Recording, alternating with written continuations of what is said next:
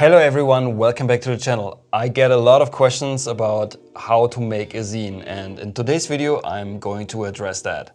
Now, first of all, let's answer the question why it might be a good idea to make a zine in the first place. Nowadays we live in an era where photos are mostly posted online on social media, and that has some advantages for sure, but nothing beats a physical copy of one's work, and I'm pretty sure most of you would agree on that. Especially if you have a series of photos, which is much better represented in the form of a zine, a book, or even an exhibition.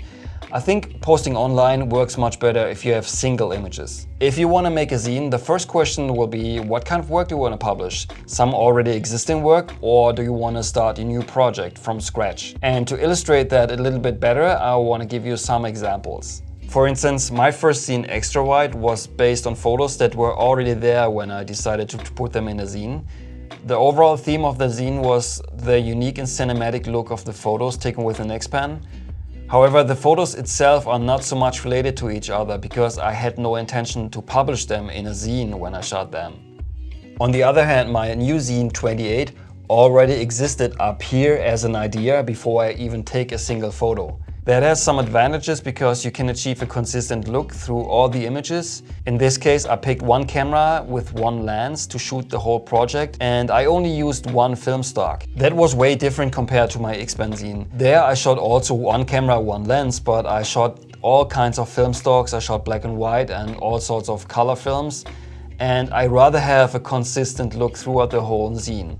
And also while shooting, you can look for things that help you to tell the story. In case of the 28 zine, I went to Cairo for 9 days, and after maybe 2 or 3 days, I could see some patterns that helped me, and I knew what kind of images I need for my zine. On the other hand, this approach is also a little bit more risky because I couldn't know for sure if I got the shots that I wanted because I was shooting film. But with bigger risk comes bigger reward, and in the end it worked out exactly how I planned, and that is great. Now, after shooting all the photos comes the hardest part of the whole process, and that is editing and coming up with a sequence that makes sense. For 28 it took me 9 days to shoot all the photos, but roughly 2 weeks to find a sequence that I was happy with. Let me show you how I did it. First of all, I selected all the images that I considered worthy of being in the zine and had them printed out. This table is fairly big and is almost ideal for spreading out all the photos to get a good overview. You could also use the grid view in Lightroom, but personally I prefer physical prints. Like I mentioned before, the process can take a while and can be painful as well, because it also means that you have to let go of images that you might really like, but somehow they don't fit in. Sure, you can just randomly line them up and call it a day, but that would be a bad idea because it would totally ruin the whole thing. It's not easy to explain what to look out for, and there's probably a lot of ways how you can approach this. But let me give you some examples to show you what I did and what I was looking for. Now, the first image in the zine, you can see these 3 gentlemen and 2 are handcuffed together. And as a small side note, in Egypt you can get into trouble if you take photos of the police. But here I simply couldn't resist, and I'm glad I didn't. Anyway, all 3 of them are looking to the right, and when you continue to the next page, you would see this dude holding a metal chain. The chain and the handcuffs go very well together, and you also get the illusion that the 3 dudes from the page before, they are looking over to the guy swinging the chain. Now, if you continue to the next spread, you will see an elderly man with a bandage covering his left eye. His head is exactly in the same spot as the chain on the page before. His injury could be caused by the metal chain, but of course that is very unlikely. It's those small details that I was looking for when bringing the sequence together. Now, I don't want to spoil it too much, but let me show you another example for my new zine, because there's an additional thing that helped me connect the photos, and that is perspective. This spread, for instance, even though the photos were taken in totally different locations, the perspective and also the lighting, they are creating this illusion that it could be a single frame. On the left, you can see all those sheep and goats feeding from a pile of trash in the middle of the road. If you take a look at the photo on the right, it almost looks like the cat is observing the feast. And in the background, you can see carcasses lining up.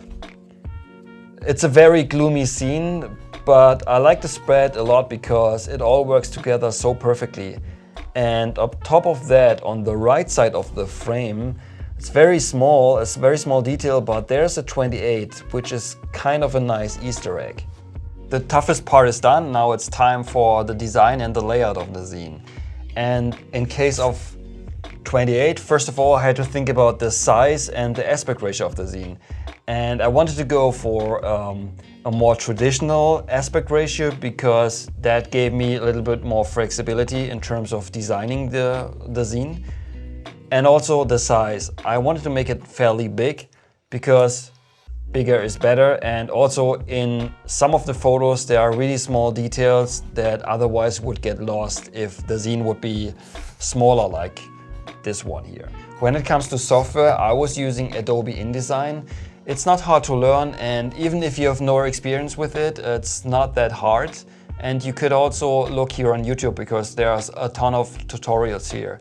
And of course, depending on your budget, you could also hire a designer. Now, the final step is to have your zine printed. And what I did was I got in touch with a couple of local printing companies to get some quotes.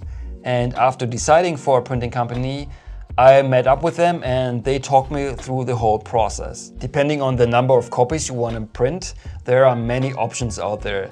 If you only want to do like a small run, you better go with digital printing because in small numbers it's much more cost effective. Or you could go for print on demand, for instance. The advantage is that you don't have to pay for the printing cost in advance, but the downside is that every single unit is much more expensive. So that's up to you. For me personally, I wanted to have my work printed in the best possible quality. That's why I went with a local printing company and I picked offset printing.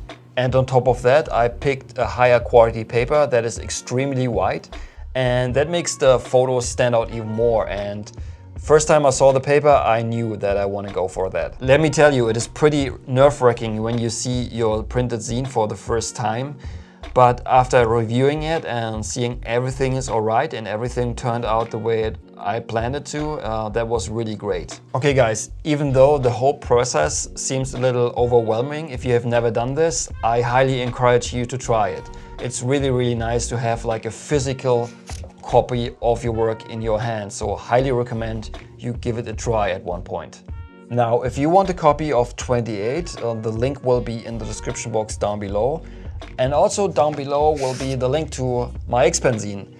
But there's only 13 or 14 left, so you better hurry up.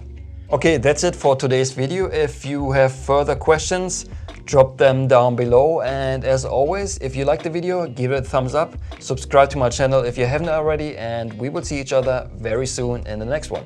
Until then, auf Wiedersehen.